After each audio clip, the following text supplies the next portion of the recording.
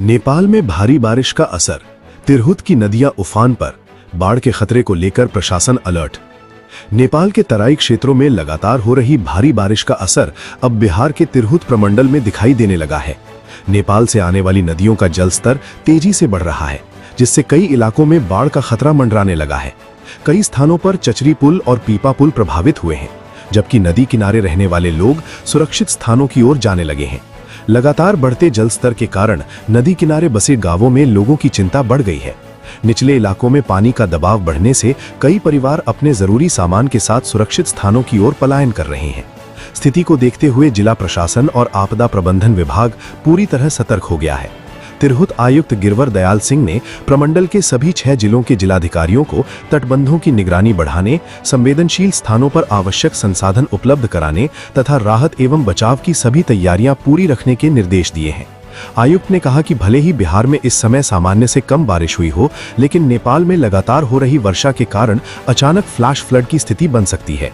इसी कारण प्रशासन हालात पर लगातार नजर बनाए हुए है। फिलहाल प्रशासन का कहना है कि संभावित बाढ़ से निपटने के लिए सभी आवश्यक तैयारियां पूरी कर ली गई हैं और स्थिति की लगातार मॉनिटरिंग की जा रही है।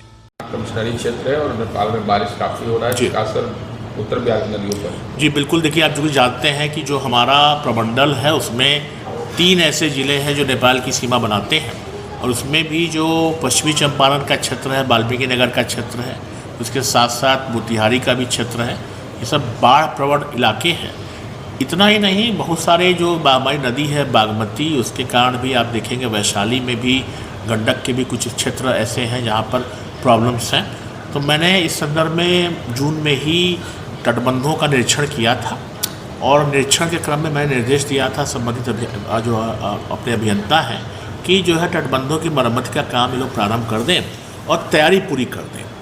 तो अभी चूँकि जानते हैं कि बिहार में वैसे तो वर्षा जो पात है वो सामान्य से अधिक नहीं है, बल्कि कम ही है, लेकिन चूँकि आप जानते हैं कि नेपाल से आने जो नदियाँ होती हैं उसका फ्लैश फ्लड की स्थिति होती है, और वह बड़ी ही खतरनाक स्थिति हो जाती है, कभी कभी अचानक हो जाता है।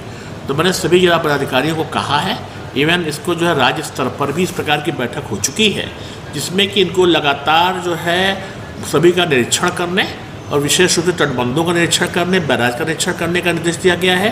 साथ ही साथ जो बालू के जो बैग्स हैं, जो भी आवश्यकता पड़ने पर जो सामग्री होती है, पॉलीथीन शीट की या जो भी खाद्य सामग्री होती है, उन सभी को तत्काल वैकल्पिक व्यवस्था के रूप में उनका रेट निर्धारण करने के लिए भी कहा गया है। और मुझे खुशी है कि हमारे सभी 6 जिलों में इस प्रकार का जो कार्य कर लिया गया है।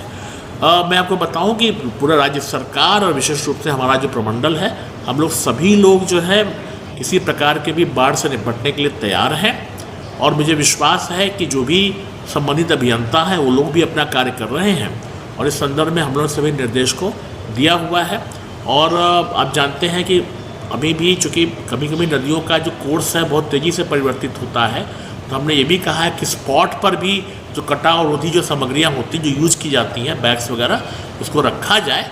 और मुझे विश्वास है कि हम लोग किसी प्रकार की भी जो आपदा है उससे निपटने के लिए हम लोग तैयार रहेंगे। अलर्ट मोड में। बिल्कुल बिल्कुल।